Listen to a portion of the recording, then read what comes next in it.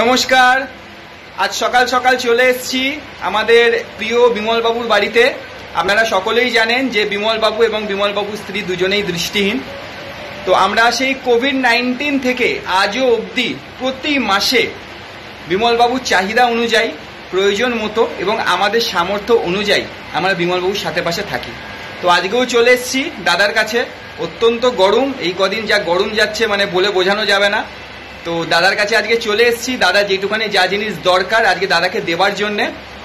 আর দাদাকে বলবো যে দাদা আপনি কতটা উপকৃত হন আস্থা থেকে এই প্রায় 3 বছরে, একটু বলুন।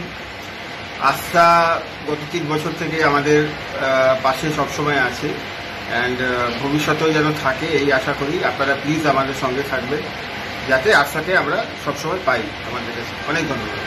ধন্যবাদ। এইভাবেই আমরা এগিয়ে চলেছি, আপনারাও আমাদের আশীর্বাদ করুন এবং বিমলবাবু তো আমাদের সবসময় আশীর্বাদ করছেনই, যাতে আমরা আরও এগিয়ে যেতে পারি এবং এরকম মানুষগুলোর সাথে পাশে আমরা থাকতে পারি। সবাই ভালো থাকুন, সবাই সুস্থ থাকুন। নমস্কার।